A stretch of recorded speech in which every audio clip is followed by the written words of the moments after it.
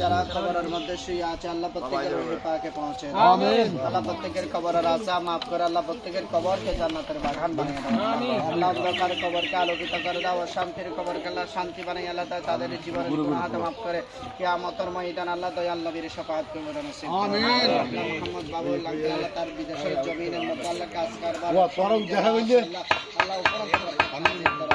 আল্লাহ সহি সালামত হওয়ার মতো আল্লাহ তৌফিক দান করো আল্লাহ আমিন। আসমানি ওয়ালা থেকে জমিন ওয়ালা থেকে হাওয়াই ওয়ালা থেকে অ্যাক্সিডেন্ট ওয়ালা থেকে জালেমের জুলুম থেকে হিংসা করে হিংসা থেকে মুনাফিক থেকে বিয়াদবি থেকে আল্লাহ জাদু টুনা থেকে আল্লাহ প্রত্যেক বিপদ আপদ থেকে আল্লাহ হেফাজত আমিন। আল্লাহ এই জায়গাকে কবুল আর মঞ্জুর করে আমিন। আল্লাহ সহি সালামতে যে কাসব কারবার করতেছে আল্লাহ সহি সালামত হওয়ার মতো আল্লাহ তৌফিক দান করো আমিন। আমার নবীর সদকায় আল্লাহ জালেমের জুলুম থেকে দুশমন থেকে আল্লাহ হেফাজত করো আমিন। আল্লাহ এই বড় মুসিবত থেকে দুর্ঘটনা থেকে জটিল কঠিন সমস্যা থেকে আল্লাহ সমাধান করে দাও আল্লাহ।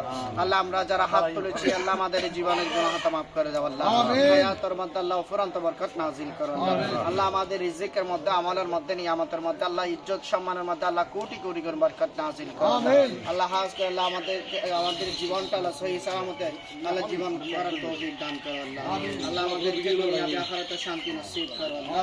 আল্লাহ জীবন একবার হলো হজ্জ বাইতুল্লাহ নসিব করো আমিন। আল্লাহ আমাদেরকে আল্লাহ সহি সালামতে জিন্দেগি করার মতো আল্লাহ তৌফিক আমিন। এর মধ্যে আসমানি রহমত নাযিল করো আমিন। সবাইকে কবুল আর মঞ্জুর করো আমিন। আল্লাহ আমাদের জীবনের গুনাহ মাফ করে দাও আল্লাহ। আমাদের মাথা থেকে পা পর্যন্ত আল্লাহ যত গুনাহ আছে যত ব্যারাম আছে যত আল্লাহ বড় মুসিবত আছে আল্লাহ আমাদেরকে হেফাজত করো আমিন। আল্লাহ সহি সালামতে জিন্দেগি নসিব করো আল্লাহ। জীবন একবার হলো হজ্জ বাইতুল্লাহ নসিব করো আমিন আমিন বিরহমাতিকা ইয়া। আসসালামু আলাইকুম।